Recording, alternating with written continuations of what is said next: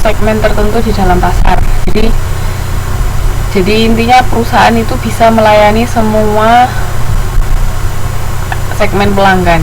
Jadi nggak ada bedanya ya, nggak ada segmennya. Nah ini, jadi tahu bauran pemasaran itu marketing.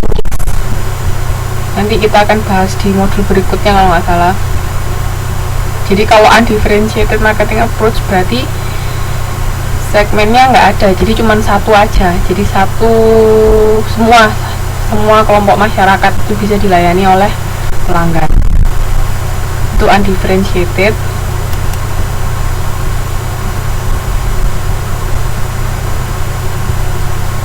Nah, kalau differentiated ini perusahaan mengidentifikasi beberapa segmen dalam pasar dan menerapkan bauran pemasaran yang berbeda bagi tiap segmen. Nah, jadi bauran pemasarannya itu menyesuaikan dengan segmen-segmen yang ada. Jadi segmennya ada banyak, bauran pemasarannya juga berbeda-beda. Itu differentiated. Jadi tiap segmen itu memiliki pemasaran yang beda. Jadi kan kalau undifferentiated tadi kan karena cuma satu, yaitu melayani seluruh konsumen, jadi bauran pemasarannya cuma satu. Tapi karena ini differentiated, segmennya banyak, jadi masing-masing segmen itu memiliki bauran pemasaran sendiri-sendiri. Nah, kalau concentrated marketing approach, nah ini walaupun ada beberapa segmen, tapi perusahaan tetap menetapkan bauran pemasaran yang sama. Jadi walaupun banyak segmen, tetap cara pemasarannya disamakan semua. Itu maksudnya concentrated marketing approach. Yang mana yang lebih khusus, Mbak?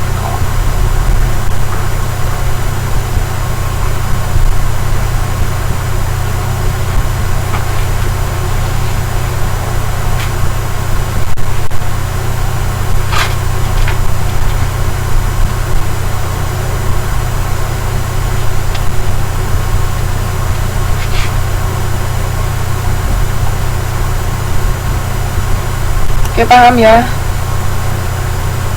Jadi itu beda-bedanya. Iya, yang differentiated lebih khusus. Jadi tiap segmen ada pemasarannya sendiri-sendiri. Oke. Nah, hal yang perlu diperhatikan dalam memilih strategi sumber daya perusahaan. Kalau sumber daya perusahaan kuat, biasanya bisa pakai undifferentiated atau differentiated. Terus kalau variabilitas produk, kalau variasinya rendah, kita cuma punya produk sedikit, ya pakai yang undifferentiated. Kalau tahapan produk, misalnya produknya baru, mendingan differentiated sama concentrated. Jadi ada segmennya. Kalau undifferentiated kan nggak ada segmen. Oke. Paham ya?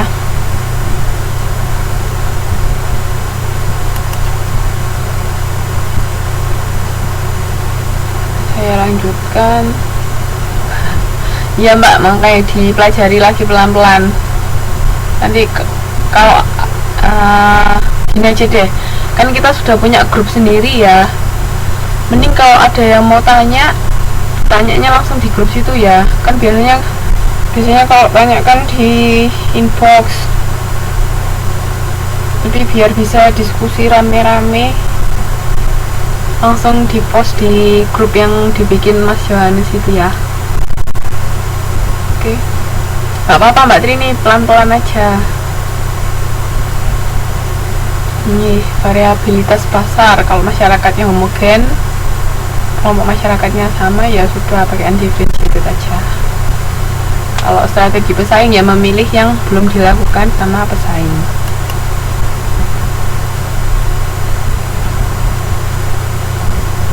Oke, sekarang kita masuk ke positioning sama diferensiasi produk jasa. Langsung ya, ini waktunya sudah ribet. Nah ini, positioning, perancangan dan penawaran citra perusahaan agar target pasar mengetahui dan menganggap penting posisi perusahaan di antara pesaing. Tujuannya untuk apa? Untuk membedakan persepsi perusahaan berikut produk dan jasanya dari pesaing. Ada yang tahu contohnya positioning nggak? Coba lihat buku. Coba dari definisi ini kira-kira ada yang tahu nggak positioning itu apa?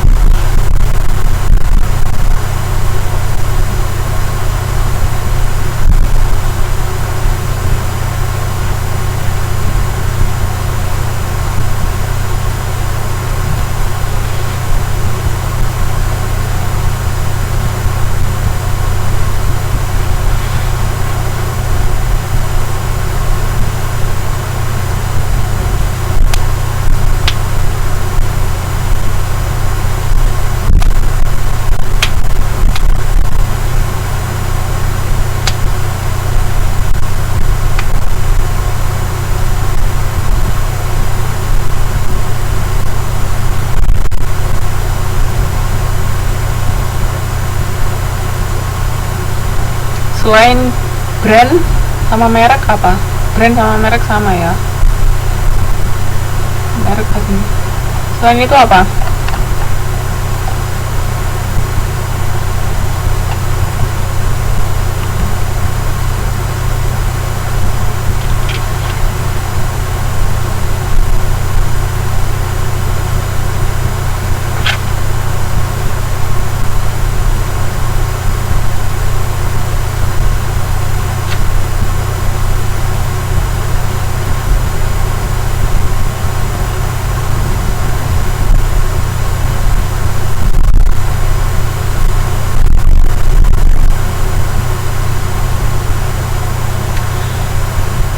Sebenarnya sih merek itu nggak terlalu pas buat positioning ya, bisa sih bisa jadi untuk membedakan sama pesaing kan, tapi kadang-kadang dari mereknya sendiri, dari nama itu misalnya kayak atributnya, misalnya bentuk dari tulisan brandnya atau warnanya, jadi positioning itu lebih nanti tujuannya itu mempengaruhi psikologis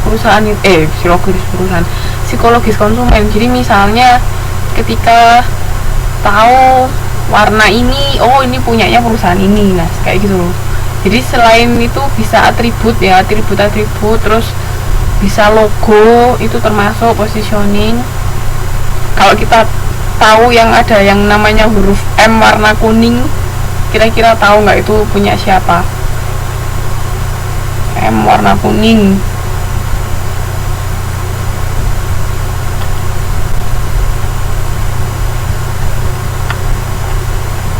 Logo M warna kuning punya siapa?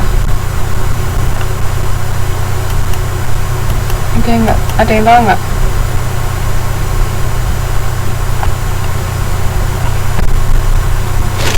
Logo M warna kuning.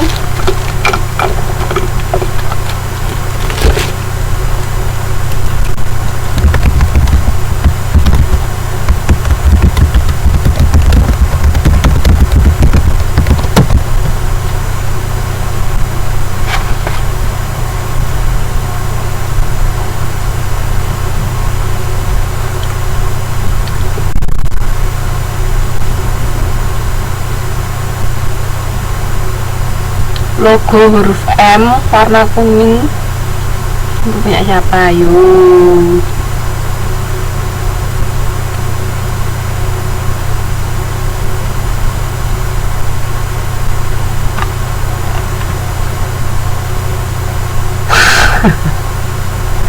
deng, dasar Milanisti. Ya, jadi orang kan pasti tahu M warna kuning tuh punya McDonald. Nah, itu salah satu positioning. Jadi sudah ada, jadi melekat di benak konsumen bahwa itu punyanya itu. Kayak misalnya moto atau jargon itu juga termasuk salah satu positioning. Misalnya Yamaha semakin terdepan. Nah itu, jadi keunggulan dari perusahaan kita itu kita tonjolkan dalam jargon atau dalam logo atau apa. Nah itu pokoknya yang bisa mempengaruhi psikologis konsumen, jadi menanamkan di benak konsumen bahwa perusahaan kita itu seperti ini. Misalnya perusahaan pengiriman barang only 24 hours, misalnya